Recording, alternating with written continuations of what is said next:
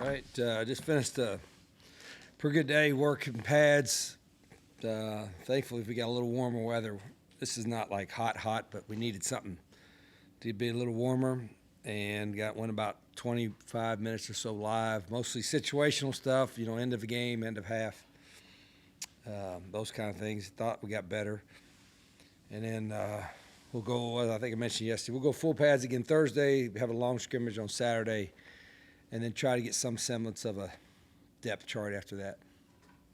So, Rich, at this point, where do you have to still get better with 18 days or whatever left? Well, we still had some self-inflicted penalties today. We had 2 procedure penalties when we went live. I think we had 2 holding penalties on the offense when we went live, and those are like turnovers. So those kinds of things we got to get fixed in a hurry.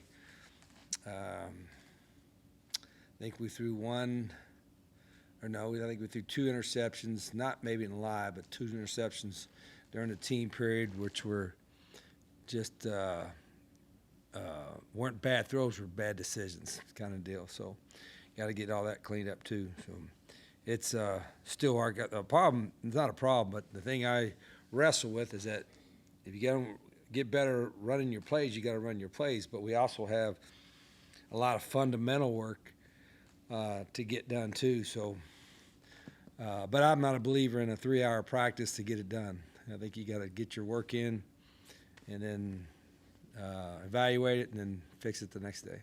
Those mistakes, typical camp mistakes, you see that normally at this time, or is it above and beyond? Well, I think it's more typical. I want to blame it on the newness of learning, like learning the system. I'm just talking about offensively.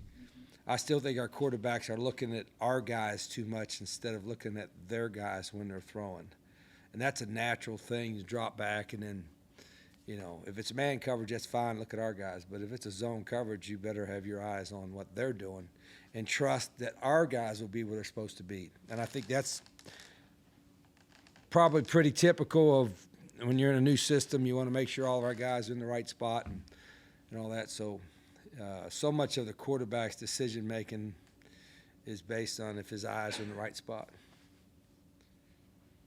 Is a lot of that just a signifier of really good quarterback play? I mean, a lot of quarterbacks end up looking at the receiver, staring them down, being sure that they're open. Is making that next step you're talking about really when it's trusting the route's going to be where they're supposed to be, and then also you're constantly getting information from before the snap, at the snap, right after the snap, and it's all happening really quickly. I mean, for us, because we're faster, you don't have a lot. We're not standing back here for 10 seconds looking, and then after the snap, you're never going to have. You're going to have a couple seconds at the most after the snap, sometimes less than that. So you really got to process things quicker and be really comfortable with that. So that's the hesitation I mentioned before about we got a lot of good route packages that I want to put in, but heck, if we're not getting the other ones completely right, then I'm going to hesitate to do that. Rich, has this install been faster or slower than you expected, and then how's it compared to years past? It was probably faster overall in the spring. I probably did too much. This is the same way. It's intentionally went slower because there's so many new guys, and then in fact I just put a note down that we got to meet the next couple of days offensively and say, okay, what we got to hone in on a little bit, because there's a couple things we have to put in, but there's a couple things we have in that I simply don't think we need, so I got to clean that up. Rich, when you get tempo where you want it, how fast are you snapping plays? 15 seconds, 10, 5? Yeah, 15 seconds. You could talk to the quarterback up until 15 seconds left on the clock, but we should never get to that unless it's the fourth quarter. Now, there are times where, if you go, and we like to go fast, if you go fast all the time, okay, they can kind of prepare for that. It's when they don't know when you're going fast and when they're not. It's, one of the main advantages the offense has is they know when you're going. So why would you ever let them get comfortable on defense about when you're going, right? I mean, just, when you're going and where you're going. right? And then the defense advantage is that they can move all 11 guys before the snap. But if offense can control when you're going, then we want to be able to use that variable as much as we can. You're preparing for an opener. Do you usually go, this is what we're going to do to win the game? Whatever you have to do, maybe nothing more, nothing less. Is that how you approach it? Well, we got to get, okay, what's your core? I mean, what's your, I don't know, people say identity, whatever that is. What do you know you can execute? And then are they going to let you execute that? Or are they just better than you? Or they got a better idea to stop that? And so what are your answers? What we'll have on all offense, defense, and special teams, in every game we'll have what we call an answer sheet. When I have a play sheet, I'm not usually looking at it to call plays. If I got to look at it, I don't know my offense. You know what I mean? I may look at it for a special situation, but a lot of times I'm just covering my mouth because I don't want to see him cussing. Reading my lips, I'm like, okay, it ain't for anything other than that a lot of times. But in between, at halftime and certain breaks, we will look at what I call the answer sheet on all three phases where, okay, this is, if they're doing this is what our answers are. If they're doing this coverage, this is what our answers are. And that answer sheet gets built before the season. And then it's this kind of daily or weekly updated and all that. But what you have on your answer sheets, that's your kind of go-to things. If they do this, you do that. You know what I mean? So that answer sheet, per se, will be done 8 days before the first game. Any special teams work in today? Yeah, we did. We did some fast field goal, end of game stuff we had to run on. We did that. We do field goal every day. We do punt almost every day, and then punt block, and we've already installed kickoff return, but we've not gone live. I'm debating whether I want to go live with the kickoff return. I think you need to. I'm just debating how I want to get that done. Hey, Rich, going back to the answer sheet, for as long as you've been doing this now, do you think you've seen every possible thing that they can try to do to you? Yeah, and they're more creative, Tony, than they've ever been. Like you used to be able to just have to have like maybe 6 or 7 like categories, and now there's like 15. There's so many more different creative defenses. It's like just simply in the run game. You used to just fit, like to fit the run game, like the backers fit here, the safety fits here, the D-line fit here. And then if you're backside, just pursuit to the ball as fast as you can and watch the cutback. Now they fit the front side of the run one way, and then they'll fit the backside another way. And so it's a way more multiple each and every week than it ever used to be. It's funny just to watch some of the old clips or old film. It's just like, that's just a base defense. We'll never see that anymore. So you have to adapt. But offenses are a lot more creative. I don't know if creative is a word, or a lot more variety in what they're doing too than ever before. Rich, the more times you're in full pads, are they getting better at the things you were upset about on the first day? Well, I don't. We weren't getting enough push up front on the O-line. I don't know if today was a lot better, but might have been incrementally better. We still need to hit the hole. I think sometimes the backs are hesitant because we're, whether they're still figuring out the thing or, trusting the block. And so, our guys will hit it at times, but not all the time. So I think there's a trust factor in running certain plays and hitting the holes as fast as we would like. You were talking about the quarterback reading the defense rather than what he's telling guys. Take me through a normal RPO play and all the kind of reads he has to make. I mean, it sounds like it takes 3 years to figure out what the hell to do. Yeah, I mean, if you and sometimes we coaches, and I've been guilty of it too, make it too complicated. In other words, there are a lot of plays that we do, and we've been doing it for a long time. It's like he's going to hand it off, he's going to keep it.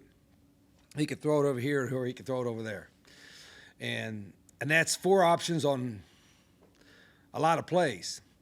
And the only guy that decides where to go to it is the quarterback, right? Depending on how they're playing. but it's not multiple reads at the same time. It might be that read first and then progresses to that read second. Or it might be just that single read before the snap, and then he makes a decision on whether I'm running it or throwing it. So the RPO world has grown in the last 10 years enormously, where before you just, and for us, you used to either hand it off, keep it, or throw a bubble screen, right? And now you can throw anything that's in your quick game, whether it's slant routes or vertical routes or any kind of routes that you want that you use in your quick game, you can actually tag on to your run game. But you have to have communication with the O-line when you're going to throw, because you want them to be downfield. We got 3 yards, right? They can go downfield. And then there are some things where you don't have to tell the O-line at all because the ball's out so quick. So all those play in a factor into the design of the play. And then what you got to do for your quarterback is you got to make sure you don't make it so hard on him that he's got to look here and he's got to look here and he's got to, that he's got multiple places to look. That his eyes after the snap are in one general direction. Is if you have him looking 2 different things, he'll be late or he won't be able to execute it. That makes sense. Did the RPO come about because of the defenses or because of the change in the style of quarterbacks that you did? I think a little bit of both. The zone read stuff, that was part of it. I think the RPO part of it became just as people think, well, what if what if we did this? I don't know if we were early in when we were doing it, but it's just become, there's the necessity is the mother of invention, right? So you get a lot of, it used to be you'd study the NFL and see what they're doing, and then the college guys start doing it, and then high school guys start doing that. And really it's more involved from high school and college guys, and the NFL's copying those guys a little bit. Because high school coaches especially have to be really creative because they got what they got. Most of them can't recruit, some of them do, but they got what they got. So they've got to be creative. Like, how do I got this 195-pound dumpy center that's 5'6", and he can snap the ball and get run over slowly, but he ain't moving nobody. You know what I mean? So how do I still use? I got to play him. How do I still use him and be effective? And so you get a lot of creativity, I think, from the lower levels up, and that's what's happened in the last 20 years. Early in your career, I guess, did you ever think about coaching high school? I think when my very first, I was just looking for a job anywhere. And then I was a student assistant here, and then I was, then my first kind of like really have a position was at Salem College as an assistant with Corky Griffith, and I was coaching the defensive backs and the special teams, and was recruiting coordinators, equipment managers, a strength coach, an assistant trainer.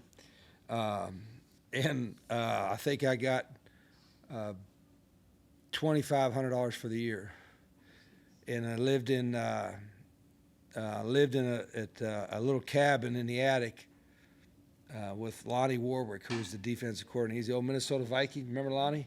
So we couldn't afford anything. So Tom Gandy, who I coached with and played with here, he was in the.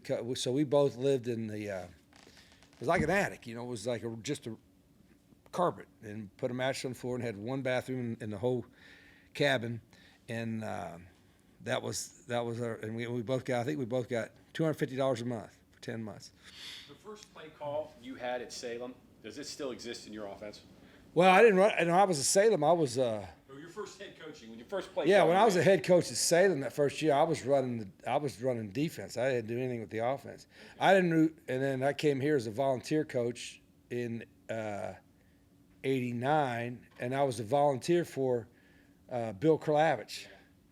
My man Bill. Bill was an outside linebackers coach, so I just helped him, and I didn't get paid anything. And I taught driver's ed at North Marion, and I did bus duty at North Marion. They let me do bus duty in the morning to help kids get off the bus. That way I could leave early at the school, like at 1:30, and I made it just in time for practice. I had 3 lights I had to get green. If one of them turned red, it's going to be tight.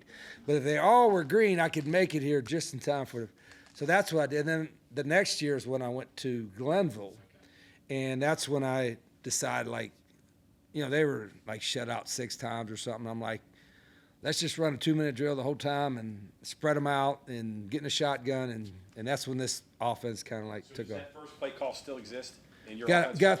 through a 12-yard hook route for a first down, and there's only 500 people in the stands, and I'm related to 400 of them, and I got a standing ovation, and I'm like, hell, I ain't never leaving. This place is perfect. I stayed there 7 years. You mentioned returners. Are you Yeah. working the same guys at punt and kick, and are there different skill sets you're looking for? We are working as far as the kickers and punters. No, returners. There are some the same, some different. Yeah, there's a couple guys that are kick returners that are not punt returners, but we have several candidates for punt return. Rich, this might be a better question tomorrow since you went pads today, but I'm thinking about the first day and you didn't have guys who got through practice because they wouldn't visit the trainer. Have you learned or seen more about resilience from padded practices to getting back in the field or not going out? Has that been more pleasing to you? Yeah, I think I don't think it was ever like guys were not intentionally practicing. Our training staff, our medical staff, they do a great job. I mean, no coaches. I mean, like I said, we never get in the middle of that. The trainers tell us who could go, who can't go, and then they go from there. But our guys have done a good job of not just being there for treatment, but really getting extra work during the day to get healthy. And our training staff does a great job, and our guys have done a good job. First off, their strength staff did a job, pretty good shape, and then our guys want to. I don't think we have anybody wanting to sit out, so they're all eager to prove themselves. Okay, thank you very All much, right. Coach.